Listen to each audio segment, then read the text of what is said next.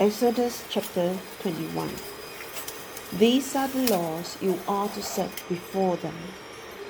If you buy a Hebrew servant, he is to serve you for 6 years, but in the 7th year he shall go free without paying anything. If he comes alone, he is to go free alone. But if he has a wife when he comes, she is to go with him. If his master gives him a wife, and she bears him sons or daughters, the woman and her children shall belong to her master, and only the men shall go free. But if the servant declares, I love my master and my wife and children, and do not want to go free, then his master must take him before the judges. He shall take him to the door or the doorpost, and pierce his ear with an awl. Then he will be his servant for life. If a man sells his daughter as a servant, she is not to go free as male servants do. If she does not please the master who has selected her for himself, he must let her be redeemed. He has no right to sell her to foreigners because he has broken faith with her. If he selects her for his son, he must grant her the rights of a daughter. If he marries another woman, he must not deprive the first one of her food, clothing, and marital rights. If he does not provide her with these 3 things, she is to go free without payment of money. Anyone who strikes a person with a fatal blow is to be put to death. However, if it is not done intentionally, but God lets it happen, they are to flee to a place I will designate. But if anyone schemes and kills someone deliberately, that person is to be taken from my altar and put to death.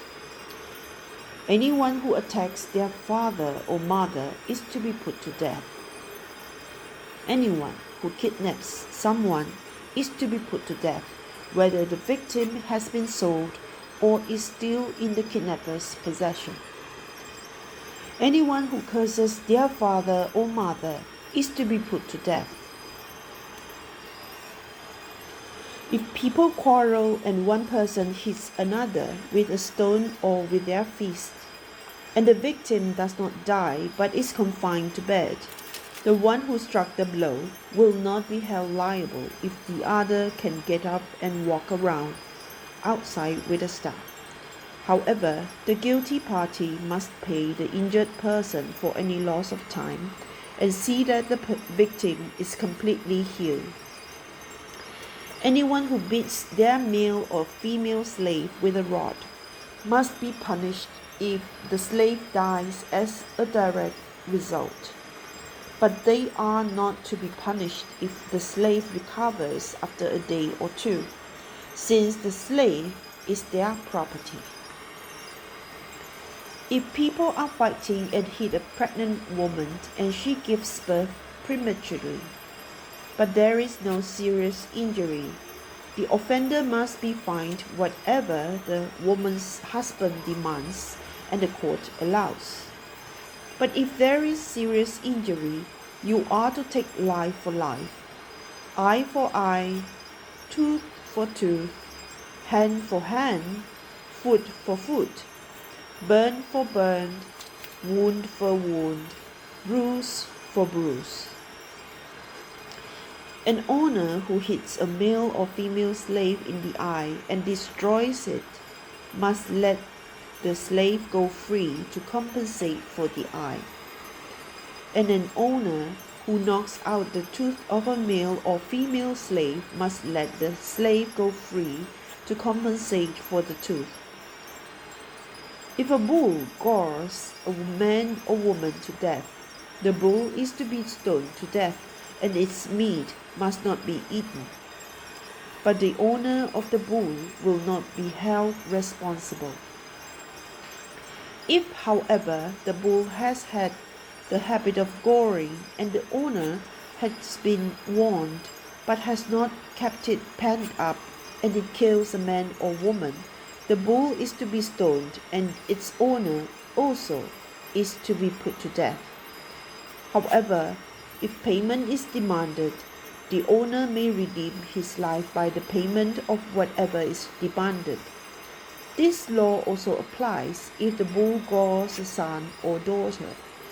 If the bull gores a male or female slave, the owner must pay 30 shekels of silver to the master of the slave, and the bull is to be stoned to death. If anyone uncovers a pit or digs one and fails to cover it, and an ox or a donkey falls into it, the one who opened the pit must pay the owner for the loss and take the dead animal in exchange. If anyone's bull injures someone else's bull and it dies, the two parties are to sell the live one and divide both the money and the dead animal equally. However, if it was known that the bull had the habit of goring, yet the owner did not keep it penned up, the owner must pay animal for animal and take the dead animal in exchange.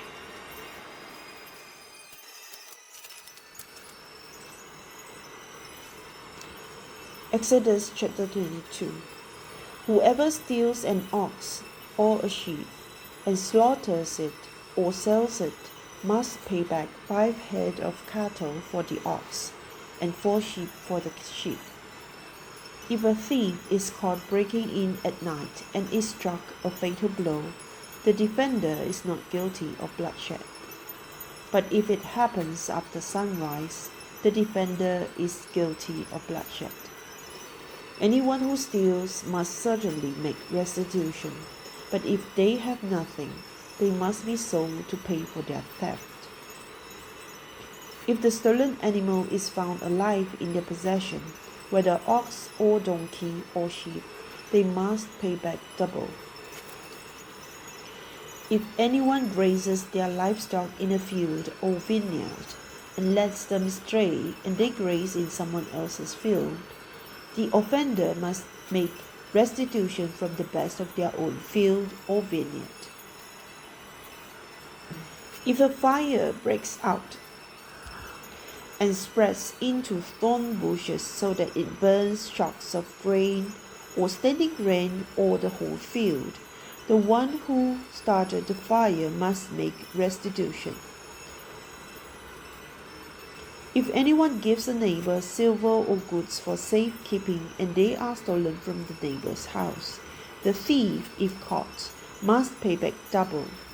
But if the thief is not found, the owner of the house must appear before the judges, and they must determine whether the owner of the house has laid hands on the other person's property.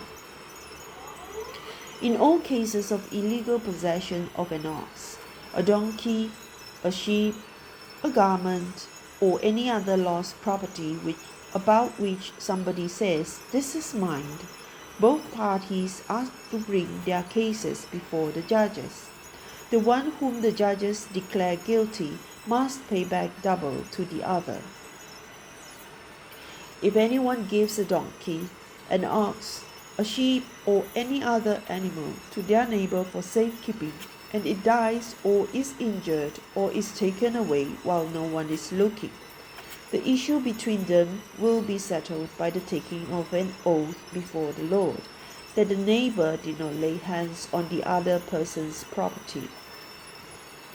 The owner is to accept this and no restitution is required. But if the animal was stolen from the neighbor, restitution must be made to the owner. If it was torn to pieces by a wild animal, the neighbor shall bring in the remains as evidence and shall not be required to pay for the torn animal. If anyone borrows an animal from their neighbor and is injured or dies while the owner is not present, they must make restitution. But if the owner is with the animal, The borrower will not have to pay.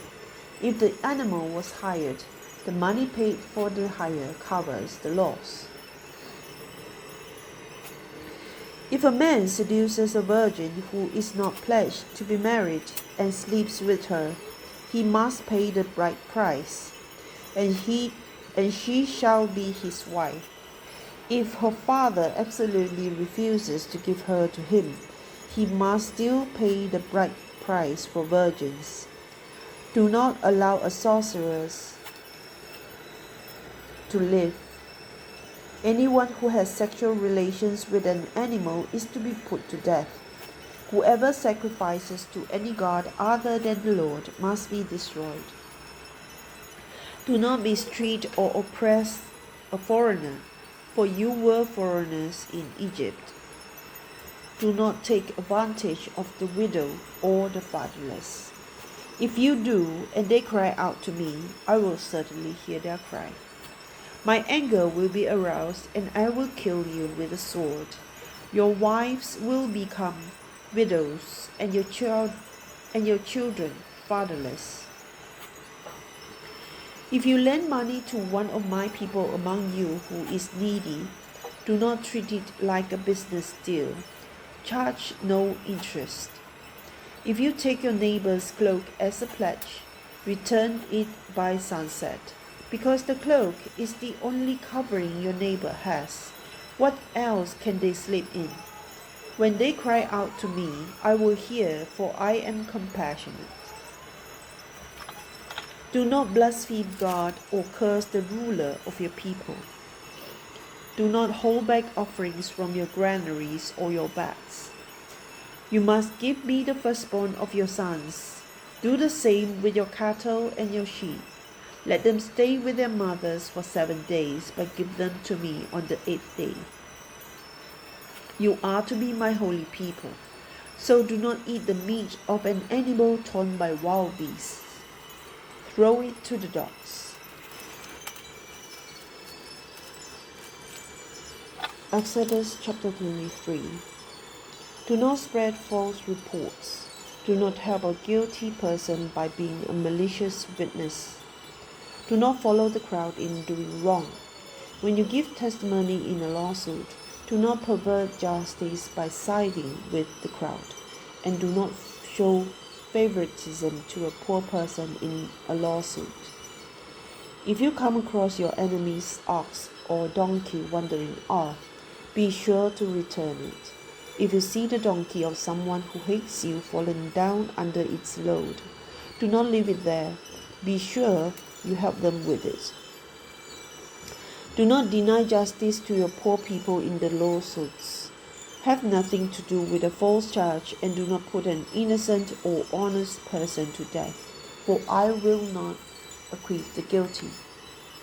Do not accept a bribe, for a bribe blinds those who see and twists the words of the innocent. Do not oppress a foreigner. You yourselves know how it feels to be foreigners, because you were foreigners in Egypt. For 6 years you are to sow your fields and harvest the crops, but during the 7th year let the land lie unplowed and unused. Then the poor among your people may get food from it, and the wild animals may eat what is left. Do the same with your vineyard and your olive grove. 6 days to do your work, but on the 7th day do not work, so that your ox and your donkey may rest, and so that the slave born in your household and the foreigner living among you may be refreshed. Be careful to do everything I have said to you. Do not invoke the names of other gods. Do not let them be heard on your lips. 3 times a year you are to celebrate a festival to me. Celebrate the festival of unleavened bread. For 7 days eat bread made without yeast, as I commanded you. Do this at the appointed time in the month of Aviv, for in that month you came out of Egypt. No one is to appear before me empty-handed. Celebrate the festival of harvest with the first fruits of the crops you sow in your field.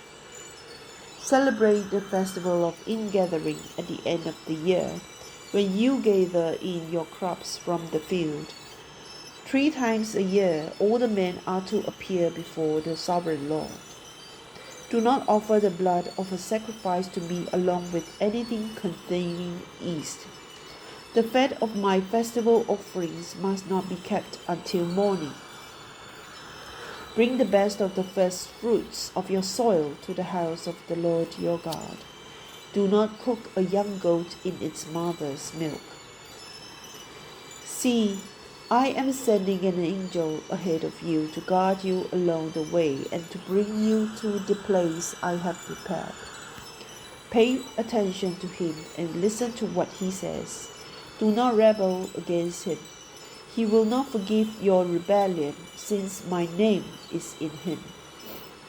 If you listen carefully to what he says and do all that I say, I will be an enemy to your enemies and will oppose those who oppose you.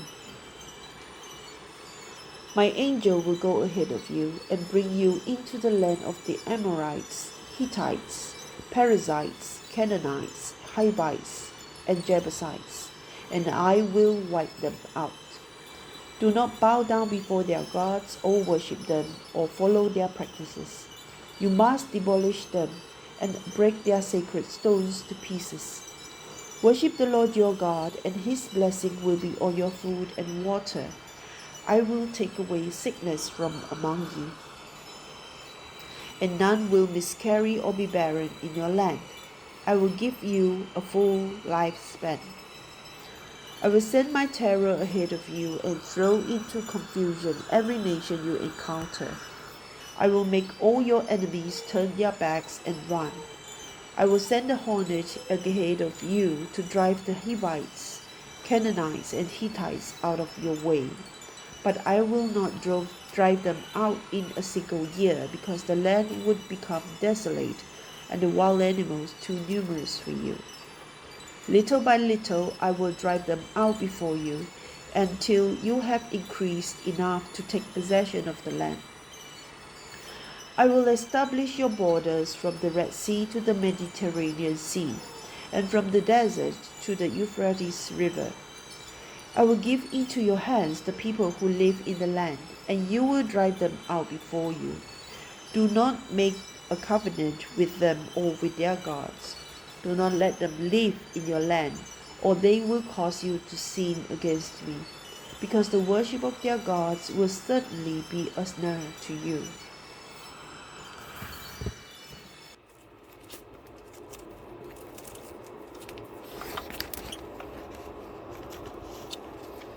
Exodus chapter 24. Then the Lord said to Moses, "Come up to the Lord, you and Aaron, Nadab and Abihu, and 70 of the elders of Israel. You are to worship at a distance, but Moses alone is to approach the Lord. The others must not come near, and the people may not come up with him." When Moses went and told the people all the Lord's words and laws, they responded with one voice, "Everything the Lord has said, we will do." Moses then wrote down everything the Lord had said. He got up early the next morning and built an altar at the foot of the mountain and set up 12 stone pillars representing the 12 tribes of Israel. Then he sent young Israelite men, and they offered burnt offerings and sacrificed young bulls as fellowship offerings to the Lord. Moses took half of the blood and put it in the bowls, and the other half he splashed against the altar. Then he took the book of the covenant and read it to the people. They responded, "We will do everything the Lord has said. We will obey." Then Moses took the blood, sprinkled it on the people, and said, This is the blood of the covenant that the Lord has made with you, in accordance with all these words. Moses and Aaron, Nadab and Abihu, and the 70 elders of Israel went up and saw the God of Israel. Under his feet was something like a pavement made of lapis lazuli, as bright blue as the sky. But God did not raise his hand against these leaders of the Israelites. They saw God, and they ate and drank. The Lord said to Moses, "Come up to me on the mountain and stay here, and I will give you the tablets of stone with the law and commandments I have written for their instruction." Then Moses set out with Joshua his aide, and Moses went up on the mountain of God. He said to the elders, "Wait here for us until we come back to you. Aaron and Hur are with you, and anyone involved in a dispute can go to them." When Moses went up on the mountain, the cloud covered it, and the glory of the Lord settled on Mount Sinai. For 6 days the cloud covered the mountain, and on the 7th day the Lord called to Moses from within the cloud. To the Israelites, the glory of the Lord looked like a consuming fire on top of the mountain. Then Moses entered the cloud as he went on up the mountain, and he stayed on the mountain 40 days and 40 nights. Book of Jeremiah, chapter 34, verse 8 to 22. The word came to Jeremiah from the Lord after King Zedekiah had made a covenant with all the people in Jerusalem to proclaim freedom for the slaves. Everyone was to free their Hebrew slaves, both male and female. No one was to hold a fellow Hebrew in bondage. So all the officials and people who entered into this covenant agreed that they would free their male and female slaves and no longer hold them in bondage. They agreed and set them free. But afterward they changed their minds and took back the slaves they had freed and enslaved them again. Then the word of the Lord came to Jeremiah. "This is what the Lord, the God of Israel, says. I made a covenant with your ancestors when I brought them out of Egypt, out of the land of slavery.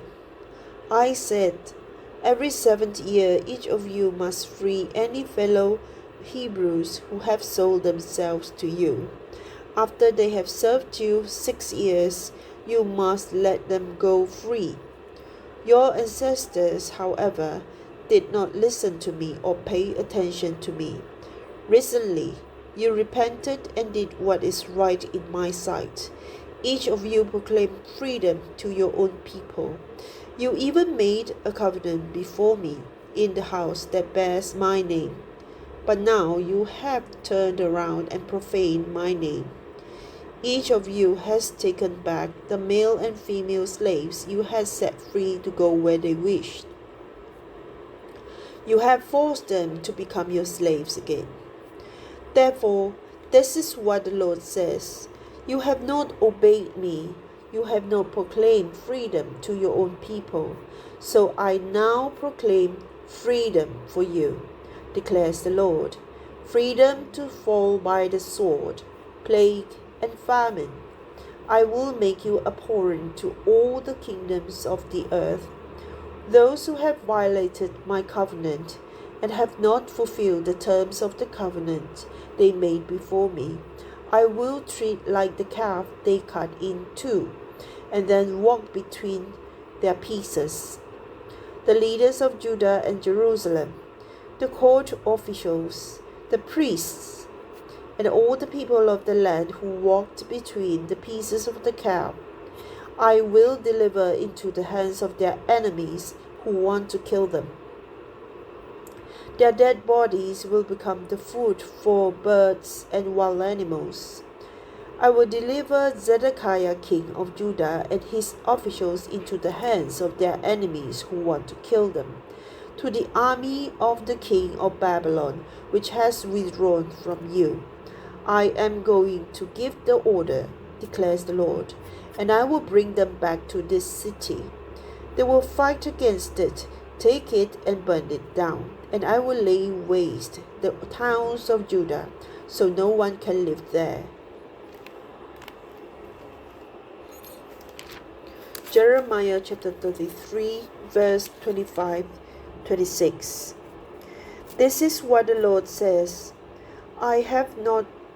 If I have not made my covenant with day and night, and established the laws of heaven and earth, then I will reject the descendants of Jacob and David my servant, and will not choose one of his sons to rule over the descendants of Abraham, Isaac, and Jacob.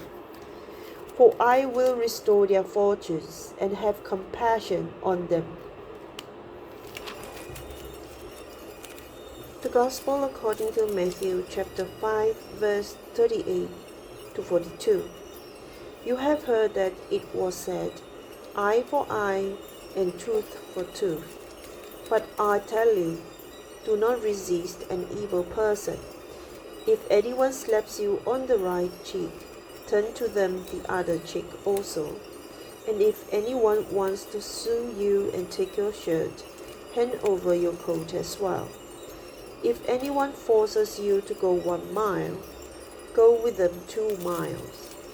Give to the one who asks of you, and do not turn away from the one who wants to borrow from you.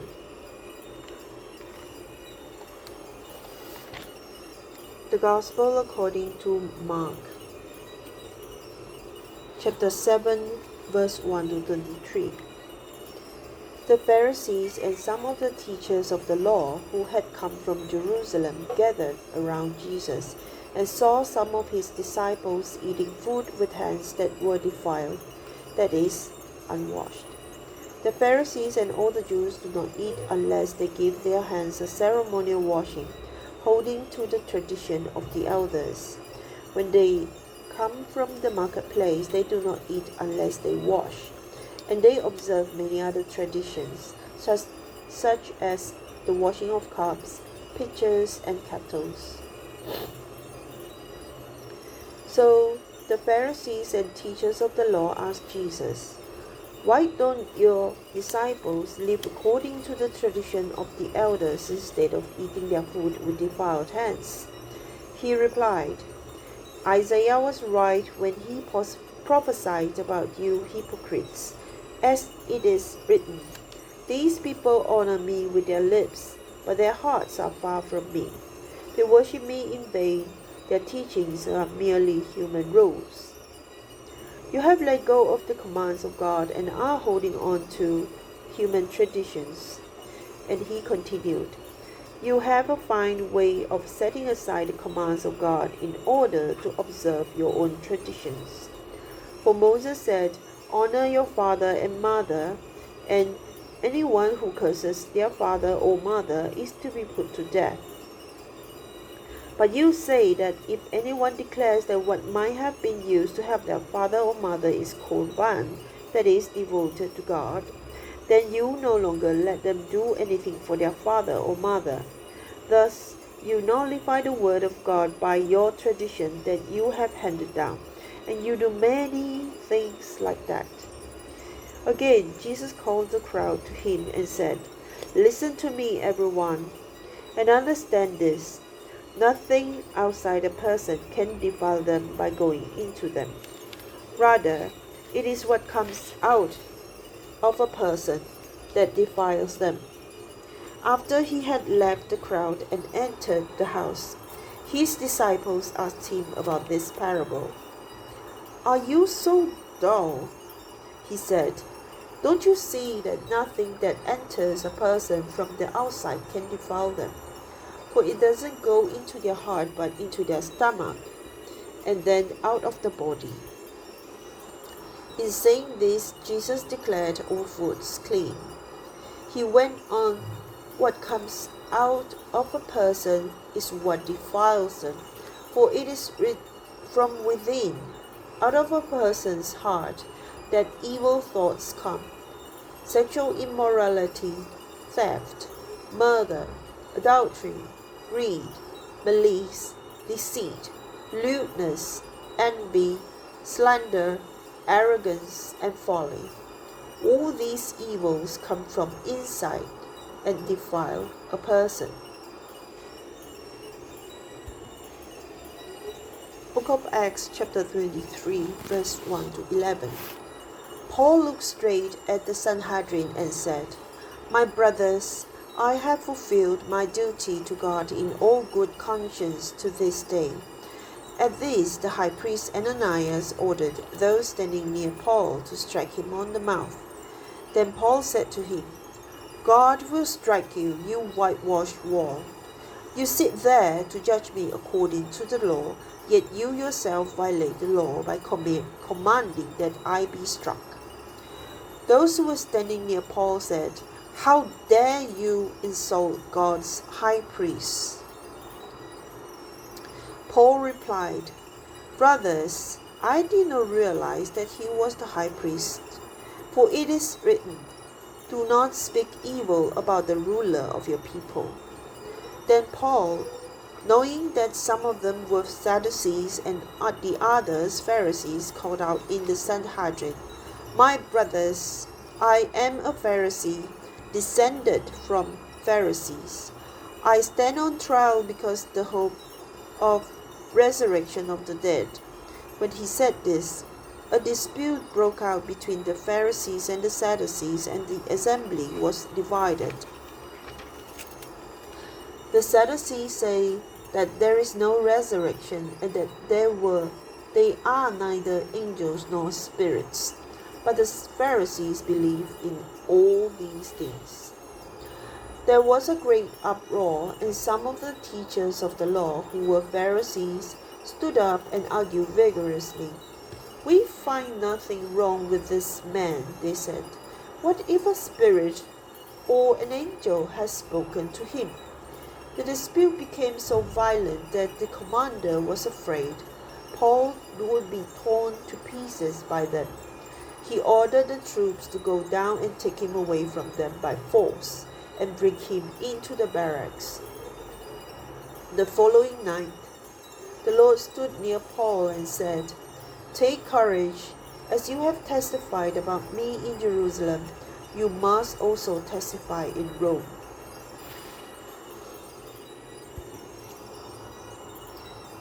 Book of Hebrews, chapter 9, verse 15 to 22.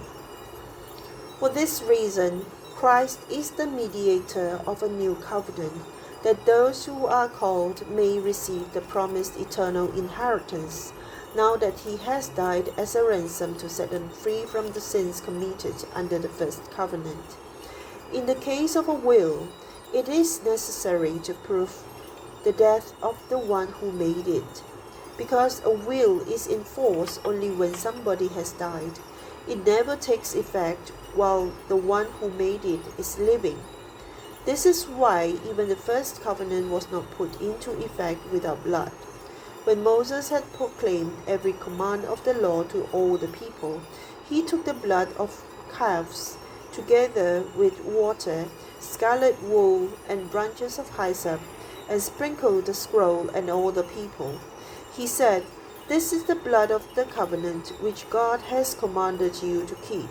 In the same way, he sprinkled with the blood both the tabernacle and everything used in its ceremonies. In fact, the law requires that nearly everything be cleansed with blood, and without the shedding of blood, there is no forgiveness.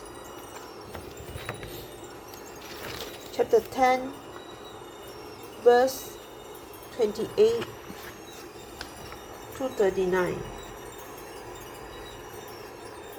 Anyone who rejected the law of Moses died without mercy on the testimony of 2 or 3 witnesses. How much more severely do you think someone deserves to be punished who has trampled the Son of God underfoot, which has treated as an unholy thing the blood of the covenant that sanctified them, and who has insulted the Spirit of grace. For we know him who said, "It is mine to avenge, I will repay." And again, "The Lord will judge his people." It is a dreadful thing to fall into the hands of the living God.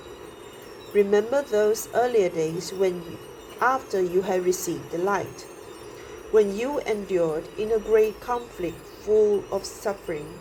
Sometimes you were publicly exposed to insult and persecution. At other times you stood side by side with those who were so treated. You suffered along with those in prison and joyfully accepted the confiscation of your property, because you knew that you yourselves had better and lasting possessions. So do not throw away your confidence. It will be richly rewarded. You need to persevere so that when you have done the will of God, you will receive what he has promised. For in just a little while he who is coming will come and will not delay. But my righteous one will live by faith, and I take no pleasure in the one who shrinks back. But we do not belong to those who shrink back and are destroyed, but to those who have faith and are saved.